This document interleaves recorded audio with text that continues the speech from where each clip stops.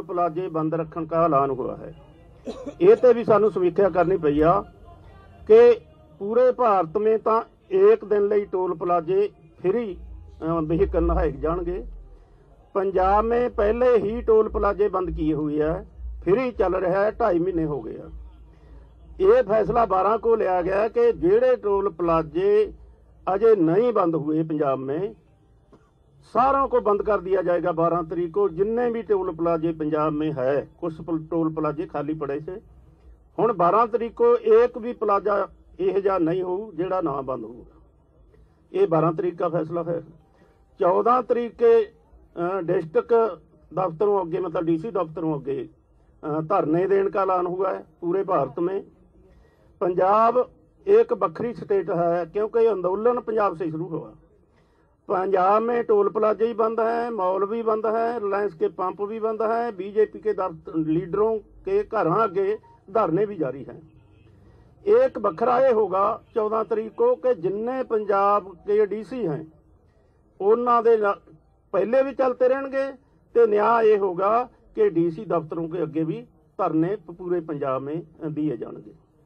अगली बात यह है कि पंजाब दियां 30 जथेबंदियां ने पंजाब से जदों बैठे से रेलवे ट्रैक तो उठकर असीं रेलवे पार्क में चले गए थे और 10 तारीख आज 10 दिसंबर तक का अल्टीमेटम दिया हुआ था कि मोदी जी ने साड़ी बात ना सुनी, तिन्ने कानूनों को रद्द ना किया तो 10 तारीख को मोड़ के रेलवे ट्रैक पर सारे धरने आ जाएंगे, मुड़ रेलवे ट्रैक बंद हो जाएगा।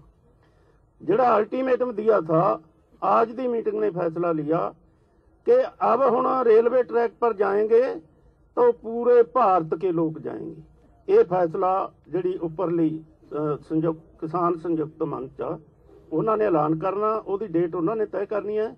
रेलवे पार्कों में चलते धरने बिल्कुल अगले ऐलान तक जारी रहेंगे। ये 3-4 फैसले आज असी लिए है, सर्वसम्मति से लिए है, तो इन्होंने फैसलों को लागू करने के लिए पूरी तैयारी है पूरे भारत में, पूरे पंजाब में।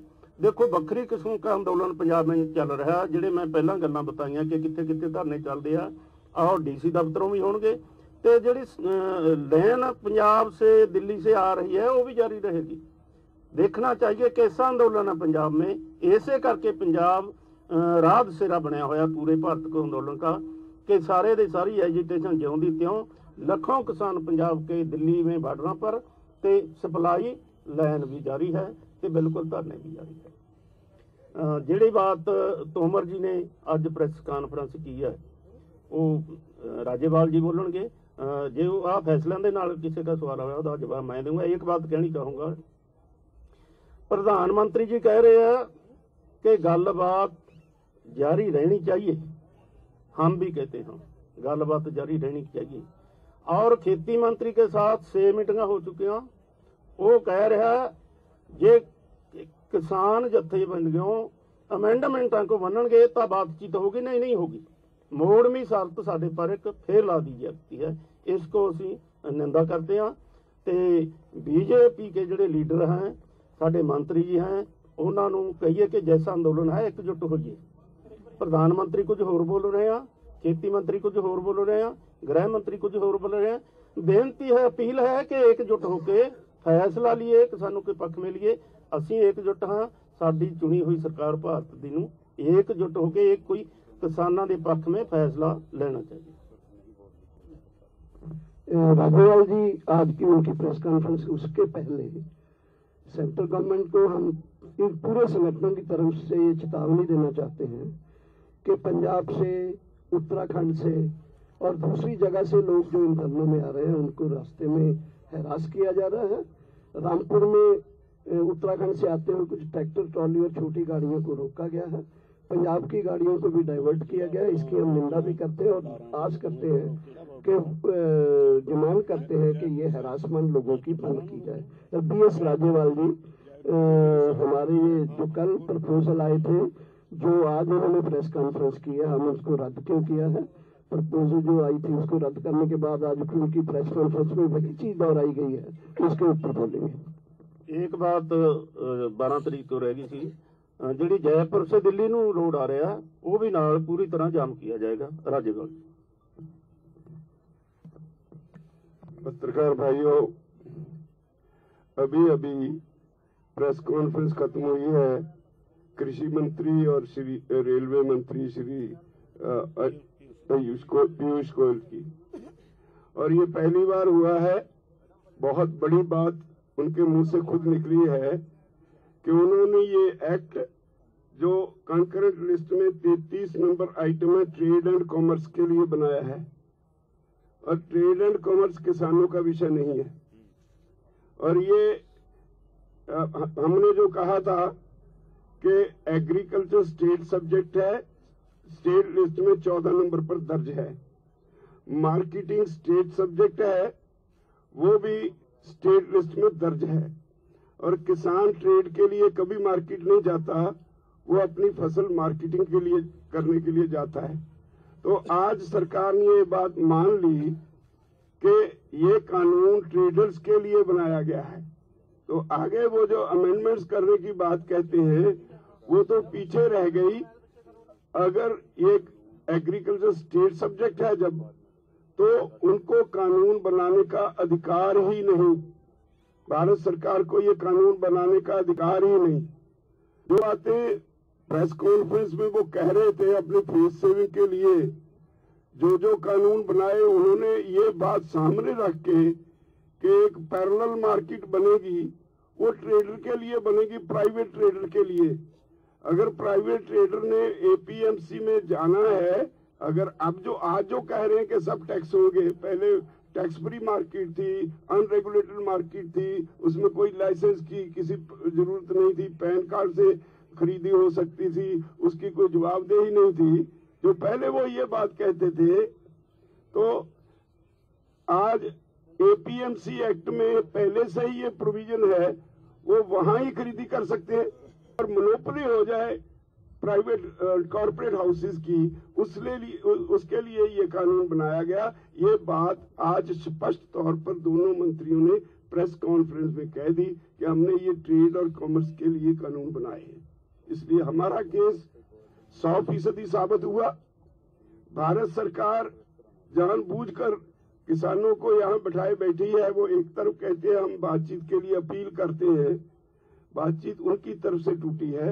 हमारा सीधा सीधा सवाल है कि agriculture state subject, repeal this acts, बहुत क्लियर बात है। तो जो आज उन्होंने मान ली, बाकी उन्होंने जो स्कीमें पुरानी, वो पॉलिटिकल लोगों की आदत होती है, वो सारी गिना दी कि हम ये पैसे देते हैं किसान को, एक यूरिया ब्लैक में नहीं मिला, ऐसे क्लेम्स करते हैं। उस पे जाना मैं ठीक नहीं समझता। सबसे बड़ी बात आज की उनकी प्रेस कॉन्फ्रेंस यही रही कि उन्होंने कहा ये ट्रेड और कॉमर्स के लिए कानून बनाए हैं, जो कि ये किसानों के लिए नहीं बनाए गए, कॉर्पोरेट्स के ट्रेड के लिए कानून बनाए गए हैं। धन्यवाद। इसमें 3 पॉइंट और मैं जोड़ना चाहता हूँ कि तीनों कानून जो हैं, ठेका खेती का, प्राइवेट मार्केट का और जखीरेबाजी को बढ़ाने का जो कानून बनाया है, ये तीनों चीजों के हम प्रिंसिपली विरोध में हैं। एक तो जो राज्यपाल जी ने बोला जो स्टेट सब्जेक्ट है, और तीसरा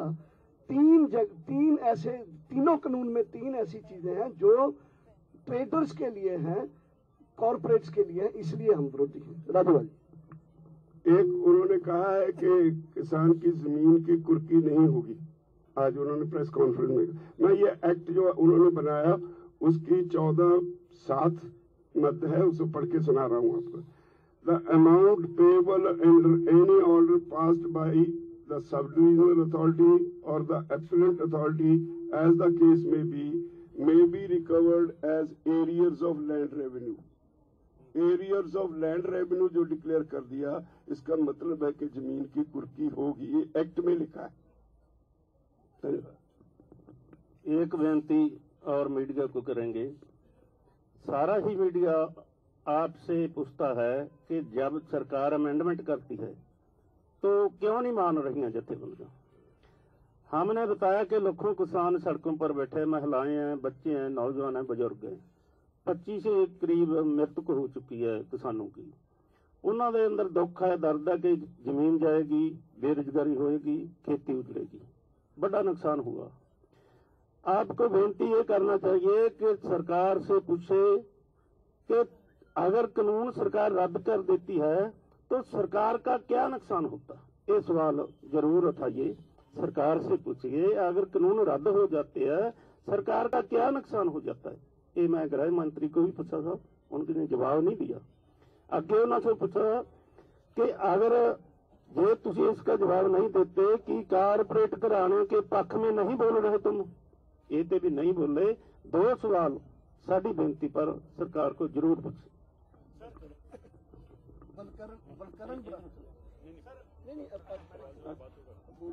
बलकरण बराड़ जी, देखो सभी बातें हैं जो राज्यपाल साहब, बूटा सिंह जी ने और डॉक्टर साहब ने बड़े विस्तार से बता दी है। सरकार अपनी होम पे अड़ी हुई है।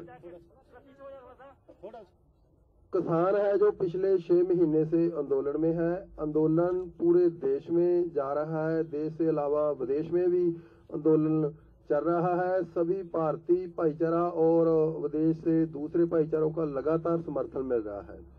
सरकार को हम आज की ये प्रेस कॉन्फ्रेंस से बेनती करते हैं कि वो लोगों की भावनाओं को समझे और बार बार मूर्ख बनाने की कोशिश मत करें।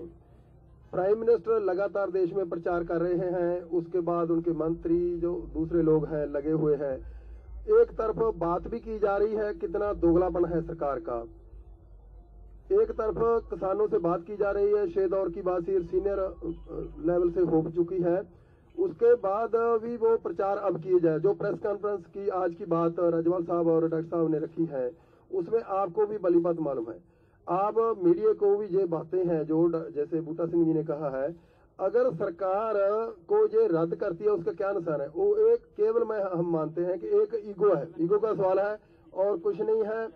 हम इस माध्यम से प्रचार आपके माध्यम से कहना चाहेंगे कि देश के जो लोग, बहुत से लोग समझ चुके हैं कि जो पूरी तरह पूरा सिस्टम है जो खेती और खेती के पे डिपेंड, उसको कारपोरेट को सौंपने की तैयारी है। हमने बार बार पिछले 6 महीने से कह रहे हैं और आपका जो फर्ज बनता है पूरा मीडिया, पहले भी आपका धन्यवाद, आप बड़ी पद्धर पर सोशल मीडिया है जो आपका मीडिया है, गोदी मीडिया को छोड़कर वो लगातार हमारी ये बातें हैं जो उठा रहा है। अब भी हम आपसे आशा करते हैं कि आप हमारा जो मुद्दा है वो केवल किसान का और किसी एक समुदाय का मुद्दा नहीं है और इस सारे लोगों का, पूरे समाज का आंदोलन है। इसको पूरी तरह लोगों के अंदर जो लोग अभी तक समझ नहीं पाए, जो एक आदमी, मैं पीछे कई दिनों से कई टीवी चैनलों पर देख रहा हूं कि एक आधा आदमी पकड़कर उसे बुलवा लिया जाता है कि ये कानून अच्छे है। तो ऐसा आपको हमारा साथ देना होगा, आप उन लोगों को नंगा करें। आपका बहुत बहुत धन्यवाद। जो भारत सरकार को मैं पहले ही बताया कि सवाल पूछने हैं तुमने, भारत सरकार कहती है कि कानून रद्द नहीं होते, अमेंडमेंट ही होती है। आप बता देना चाहिए, पहले पोटा कानून, फिर टाडा कानून, फिर मीसा कानून, हुण यूएपीए। ये देखो जो पहले 3 रद्द हो सकते, हुण क्यों नहीं रद्द हो सकता? इस करके नहीं रद्द हो सकता कि किसानों को धोखा देना है और जेडे कारपोरेट घराने हैं उन्होंने के पक्ष में भुगतना है। हरजिंदर टांडा जी 2 मिनट ਲਈ। ਰਾਜਾ ਸਾਹਿਬ ਸਵਾਲ ਸ਼ੁਰੂ ਕਰੀਏ ਸਰ। ਜੀ ਤੁਸੀਂ ਜਿਹੜੀ ਅੱਜ ਗੱਲ ਕੀਤੀ ਹੈ ਕਿ ਅੱਜ ਇਹਨਾਂ ਤੋਂ ਸਾਫ਼ ਹੋ ਗਿਆ ਕਿ ਕਾਰਪੋਰੇਟ ਘਰਾਣਿਆਂ ਲਈ ਬਣਾਏ ਗਏ ਨੇ। ਜਦੋਂ ਇਹ ਬਿੱਲ ਸ਼ੁਰੂ ਚ ਆਏ ਸੀ ਤਾਂ ਨਰਿੰਦਰ ਮੋਦੀ ਨੇ ਇੱਕ ਵਾਰ ਬਿਆਨ ਦਿੱਤਾ ਸੀ ਕਿ ਅਸੀਂ ਕਿਸਾਨਾਂ ਨੂੰ ਉਦਯੋਗਪਤੀ ਬਣਾ ਦੇਣਾ, ਕਿ ਉਹ ਵੀ ਇਹੀ ਇਸ਼ਾਰਾ ਸੀਗਾ ਕਿ ਅਸੀਂ ਇਹਨਾਂ ਨੂੰ ਉਸ ਘੇਰੇ 'ਚ ਲਿਆਉਣਾ ਤਾਂ ਕਿ ਵਪਾਰੀਆਂ ਮੰਗਣ ਤੇ ਟੈਕਸ ਲਾਈਏ, ਇਹਨਾਂ ਤੋਂ ਵਸੂਲੀ ਕਰੀਏ। ਉਹੀ ਇਸ਼ਾਰਾ ਸੀ ਉਹ ਵੀ। ਇਹ ਸ਼ੁਰੂ ਤੋਂ ਉਹਨਾਂ ਨੂੰ ਸਿਰਫ ਤੇ ਸਿਰਫ ਟ੍ਰੇਡਰ ਦਿਸ ਰਿਹਾ ਹੈ, किसान उन्होंने नहीं दिसता। ये सारे कानून उनको शुरू से सिर्फ उनका फोकस ट्रेडर पे रहा है, किसान उनके निगाह में नहीं है।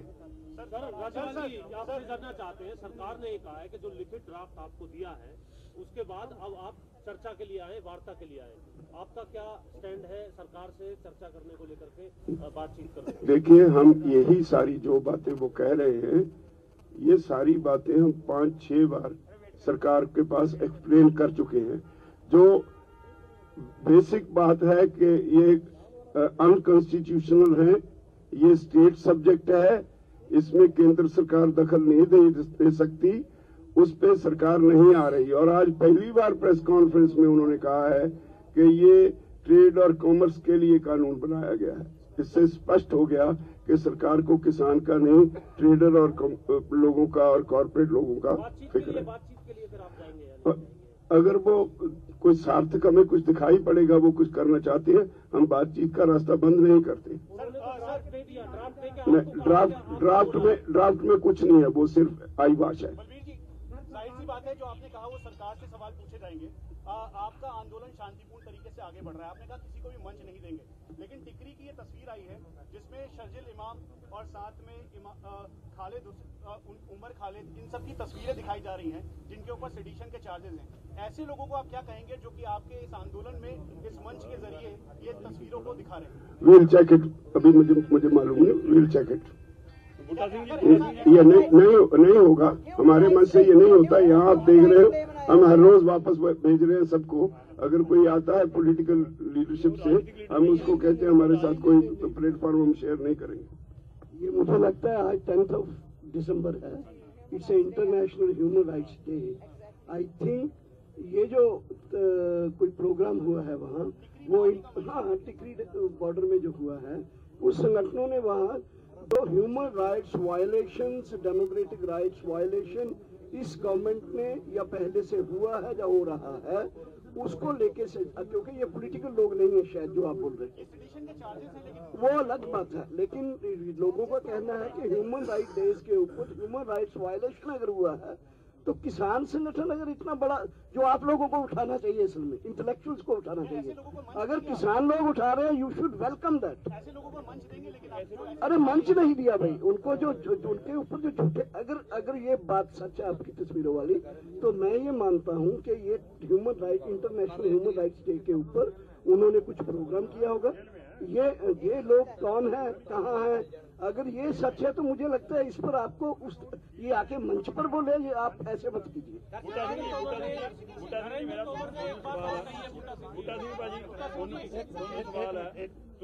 एक एक करके ਰੇਲਵੇ ਦੀ ਗੱਲ ਕੀਤੀ ਆਪਾਂ, ਪੰਜਾਬ ਦੇ ਵਿੱਚ ਜਿਹੜਾ ਅਲਟੀਮੇਟਮ ਸੀ ਅੱਜ ਖਤਮ ਹੋ ਰਿਹਾ। ਕੀ ਅਗਲੀ ਮੀਟਿੰਗ ਜਿਹੜੀ ਦੇਸ਼ ਭਰ ਦੀ ਤਾਲਮੇਲ ਕਮੇਟੀ ਦੀ ਹੋਣੀ ਆ, ਉਹਦੇ ਵਿੱਚ ਇਹ ਫੈਸਲਾ ਕੜਾ ਲੈਣ ਦੀ ਤਿਆਰੀ ਹੈ ਕਿ ਦੇਸ਼ ਭਰ ਦੀਆਂ ਰੇਲਾਂ ਜਾਮ? देखो, अगर सरकार यही रवैया रखती है, जब बोलते हैं कि तीखा करेंगे, तो फिर फैसला तो हो जाएगा। कब होएगा ये नहीं कहा।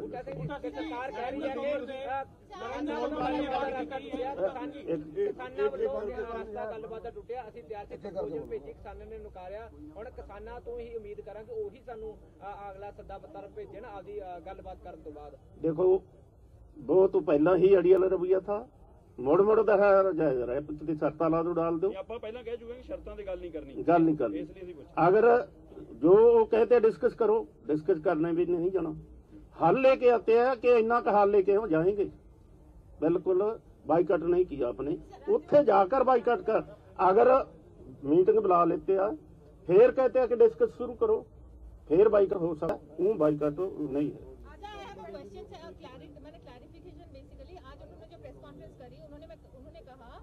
बातचीत चल रही है तो प्रोटेस्ट नहीं करना चाहिए, अगर टॉक्स फेल हो जाता है तभी प्रोटेस्ट करिए। और बातचीत के ऊपर सर आपका क्या, मैंने एकदम स्पष्ट क्या यू हैव सेड कंस्ट्रक्टिव, अगर प्रपोजल वो भेजे तो आप क्या कंस्ट्रक्टिव प्रपोजल चाहते हैं कि बात कैसे आगे बढ़े? पहली तो बात ये है कि प्रोटेस्ट तो ऑलरेडी चल रहा है। जब किसान संगठनों ने उनका प्रपोजल को रिजेक्ट कर दिया कल, तो हमें लगता है कि उस प्रपोजल्स को ठीक करवाने के लिए या प्रपोजल दुरुस्त लाने के लिए कल तक का हमारा प्रोटेस्ट उनको दिखाई नहीं रहा था, इसलिए हमें मजबूरन प्रोटेस्ट को वाइडर स्केल पे ले जाना पड़ा और इंटेंसिफाई करना पड़ा। दैट इज वाई एक्चुअली उनको कल तक इस चीज पर मान जाना चाहिए था। दूसरा, क्या प्रोटेस्ट जो चल रहा है हम ऐसे ही लोगों को बिठा के रखे, ये तो 10 दिन में बेचारे यहाँ उब जाएंगे अगर कुछ और देश में नहीं होगा तो, इसलिए हमने कॉल दिया।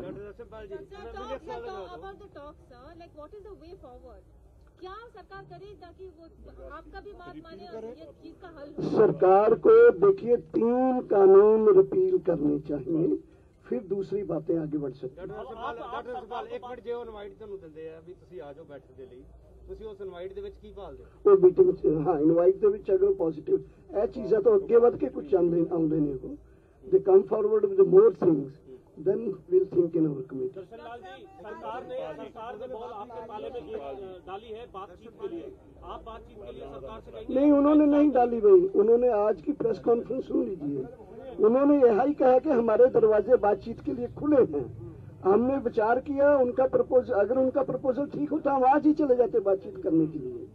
सो ये इस चीज को ऐसे नहीं है, हम अपनी कमेटी में बात, जो भी आएगा कमेटी में बात करेंगे और उसके बाद हम डिसाइड करेंगे।